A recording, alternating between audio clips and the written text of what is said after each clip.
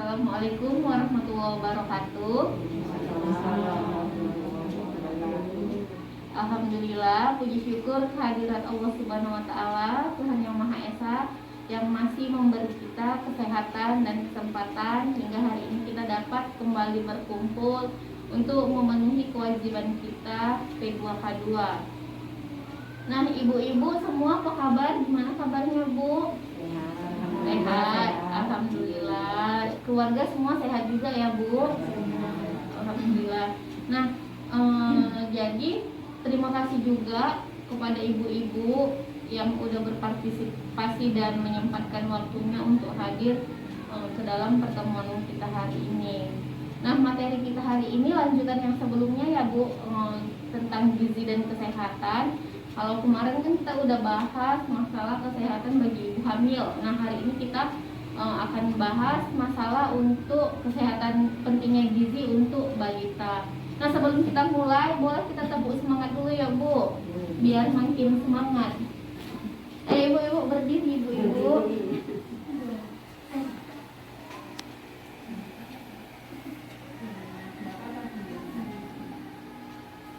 Satu, dua, tiga, tepuk semangat. Semangat. Semangat. Semangat. Semangat.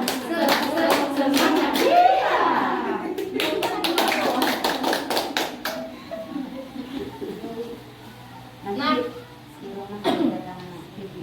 jadi gini, Bu, untuk hari ini pentingnya gizi bagi balita. Nah, jadi setiap balita itu harus dijaga kesehatan gizinya, Bu.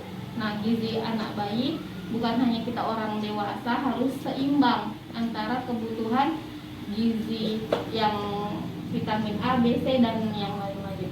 Nah, kalau untuk balita, Bu, kita itu sebagai orang tua wajib memberikan ASI eksklusif. Nah, ASI eksklusif itu apa? Kita lihat dulu film ini sebentar ya, ibu-ibu.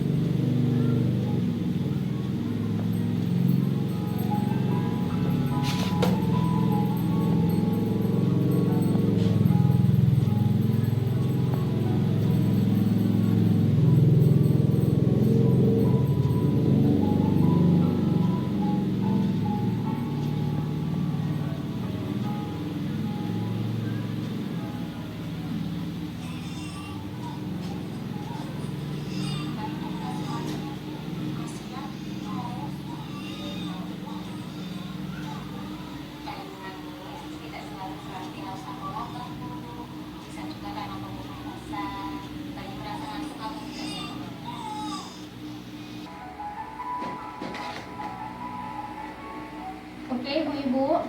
Nah, dari video ASI eksklusif ini, kira-kira hal apa yang dapat ibu tangkap atau ibu simpulkan mengenai ASI? Tahu ASI ya, Bu? Apa ASI, Bu? ASI ibu. Air susu ibu. Nah, apa yang bisa ibu tangkap? ASI eksklusif diberikan selama anak usia 0 sampai 6 bulan. Ya, Lebih sehat. Dan susu bisa ya, saat diberikan sampai 2 tahun. Yang lain, Bu? Diberikan sesering mungkin. Diberikan sesering mungkin semua bayi. Nah, itu kenapa dilakukan seperti itu? Jadi, Bu, bayi itu dari dia baru lahir sampai 6 bulan, lambungnya masih sangat kecil. Dan dia harus memang ASI aja, karena dia belum mampu menerima makanan lain pencernaannya. Dan begitu sesegera mungkin setelah bayi lahir, biasa kan kalau kita lahiran ini, begitu bayi dibersihkan langsung diletak di dada kita kan. Nah, itu namanya IMD, inisiasi menyusui dini. Itu tujuannya apa? Itu untuk mendekatkan ikatan batin antara kita dan bayi. Kemudian bayi akan belajar mencari puting, kan dia akan bergerak di atas dada kita sampai dia dapat puting susu kita, baru dia langsung mulai ASI ya, Bu ya. Nah, jadi dari situ dia memperkenalkan ASI. Dan itu yang pertama kali ASI keluar itu kan agak kekuningan ya, Bu ya. Itu dia mengandung kolostrum. Nah, kolostrum itu apa? Kolostrum itu dia berfungsi untuk meningkatkan imunitas atau kekebalan tubuh pada anak. Nah, jadi itu jangan dibuang. Ada kan mama-mama nggak tahu nanti kadang dibuang kok kuning gitu. Nah, itu jangan dibuang. Karena kolostrum itu keluarnya saat memang kita menyusui pertama kali gitu kan. Nah, selanjutnya ibu-ibu, setelah usia 6 bulan, anak udah mulai diberi makanan pendamping ASI atau biasa kita sebut dengan MPASI. Nah, jadi MPASI juga nggak sembarang MPASI ya Bu. Nah, itu nggak sembarang gimana maksudnya Bu? Nah, jadi gini, kalau kita memberikan MPASI, ingat nggak kita itu harus makan istilahnya 4 sehat 5 sempurna. Nah, itu bahasanya 4 sehat 5 sempurna. Jadi 4 sehat 5 sempurna itu yang pertama harus ada karbohidrat. Nah, 4 sehat 5 sempurna itu sama juga dengan menu MPASI bintang 4 kalau zaman sekarang. Kalau mau muda zaman sekarang bilangnya MPASI menu bintang 4, tapi sama dengan 4 sehat 5 sempurna. Nah, yang pertama itu harus ada karbohidrat. Yang kedua itu harus ada protein hewani, terus protein nabati, dan keempat itu harus ada vitamin. Yang kelima ini apa? Susu. Nah, susu itu bisa dari ASI kita. Nah, Bu, karbohidrat, protein ini, protein itu, vitamin maksudnya gimana kan gitu kan? Nah, karbohidrat itu Bu bisa dia beras. Atau kalau misalkan bayi kita nggak suka beras, boleh diganti dengan belum roti Bu. Bisa diganti dengan kentang. Atau bisa diganti dengan labu kuning. Nah, itu bisa diganti. Atau jagung juga boleh untuk karbohidratnya. Nah, protein hewani itu ikan-ikanan Bu, daging-dagingan. Contoh ikan lele, ikan teri gitu kan. Ikan kembung, pokoknya ikan, daging, ayam, sapi, dan lain-lain. Nah, kalau untuk protein nabati, ini protein nabati ini seperti tahu tempe, dan kacang-kacangan yang lainnya Bu. Jadi kayak bisa diganti dengan kacang kedelai, kacang panjang, buncis, kacang merah, dan sebagainya. Nah, kalau untuk vitamin ini sendiri Bu, vitamin ini dia sayuran. Contoh sayurnya itu bayam, atau kita kasih wortel, atau juga kita kasih brokoli. Nah, itu vitaminnya. Jadi vitamin itu dia sayuran. Nah, jadi dia kalau untuk bayi 6-9 bulan itu teksturnya masih bubur halus ya Bu. Biasa kita blender tuh atau kita saring pakai saringan kawat itu kan, dia masih bubur halus. Nah, setelah itu untuk usia 6-9 bulan tadi bubur halus, 9-12 bulan itu anak sudah bisa kita kasih makan nasi lembek atau bahasanya nasi tim ya, nasi dibubur, nasi tim, masih dengan menu yang sama ya Bu, bintang 4. Jadi harus 4 sehat 5 sempurna itu harus tetap terkandung. Nah, untuk 12 bulan ke atas, anak-anak sudah bisa makan menu keluarga. Terus mungkin ada pertanyaan ibu-ibu, Bu, kalau masih bayi itu rasanya gimana gitu kan. Nah, jadi masih bayi tidak boleh dikasih apa-apa Bu. Tidak boleh dikasih garam, gula, bumbu yang lain-lain. Kecuali untuk wangi-wangian aja, misalkan dikasih daun jeruk atau dikasih bawang merah, bawang putih, tapi nggak boleh digiling, nggak boleh ikut digiling bawang merah, bawang putihnya itu. Hanya untuk wangi-wangian aja. Nah, setelah 12 bulan ke atas itu udah boleh konsumsi garam dan gula, tapi dalam jumlah yang kecil, dalam jumlah sedikit. Paling kita kasihkan sepucuk sendok sedikit aja gitu kan, agar ada rasa gurih-gurih, nggak terlalu hambar. Nah, itu untuk MPASI ya Bu. Sampai di sini kira-kira ada pertanyaan ibu-ibu. Bu, tadi kan ibu bilang kan makanannya lembek. Ini kan biasanya kan kalau ibu-ibu tuh ada yang ngasih kayak bubur sun, bubur tamilna, itu ada efek sampingnya nggak Bu? Nah, itu nggak ada. Itu kan tadi untuk makanan bayi. Hanya saja kalau misalkan bubur gitu kan dia kondisi kandungan gizinya mungkin nggak terlalu lengkap seperti kita buat. Mungkin hanya saja dia hanya mengandung karbohidrat dan vitamin, nggak ada nih protein hewani sama nabatinya, jadi dia kurang dapet. Alangkah lebih baik memang kita buat sendiri Bu.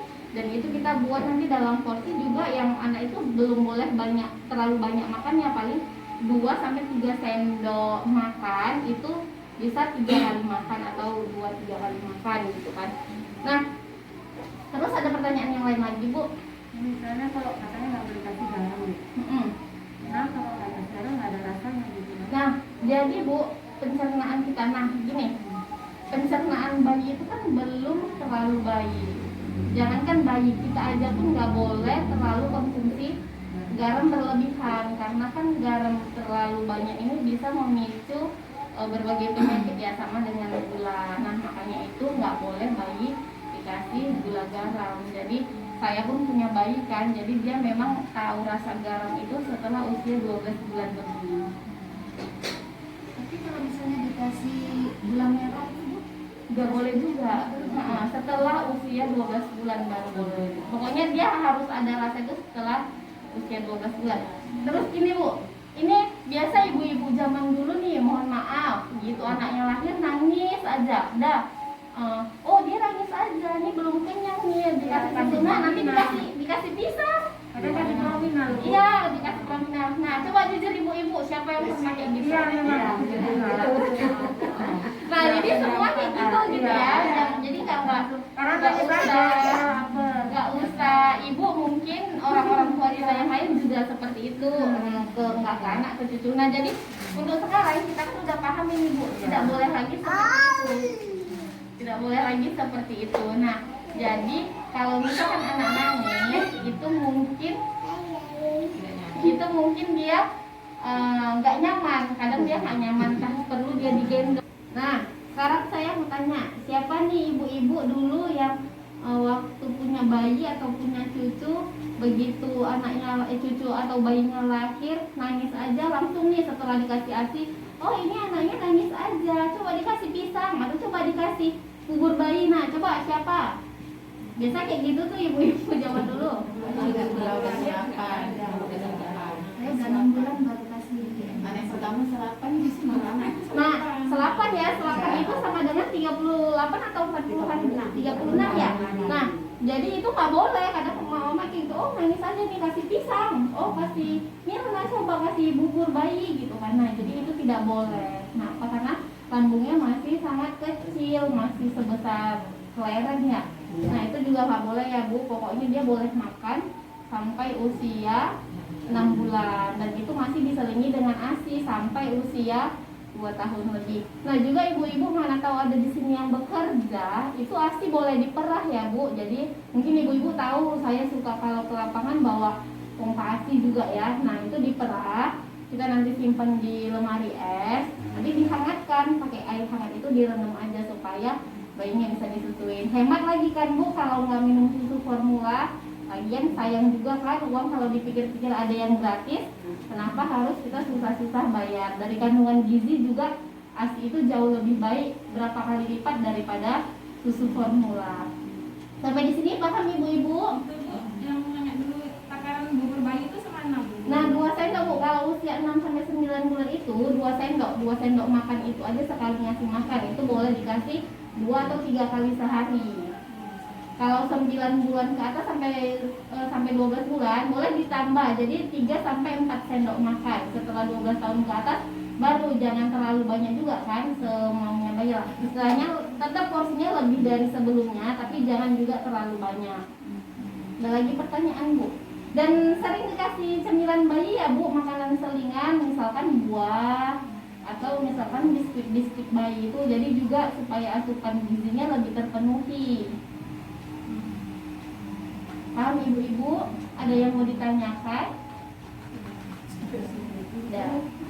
Nah, berarti udah paham semua ya? Udah, karena anaknya kan udah banyak ya, udah biasa ngurusin bayi dan ngurusin cucu. Nah, iya. Nah, jadi karena ibu-ibu udah paham, sampai di sini pertemuan kita hari ini. Semoga apa yang kita pelajari membawa berkah dan manfaat untuk kita semua. Amin. Semoga juga Allah senantiasa melindungi, menjaga dan memberi kesehatan untuk kita, memurahkan rezekinya. Amin. Kalau ada kata-kata saya yang kurang berkenan di hati ibu-ibu, saya mohon maaf yang sebesar-besarnya, mohon ampun pada Allah Subhanahu wa taala. Billahi taufiq wal hidayah. Assalamualaikum warahmatullahi wabarakatuh. Waalaikumsalam.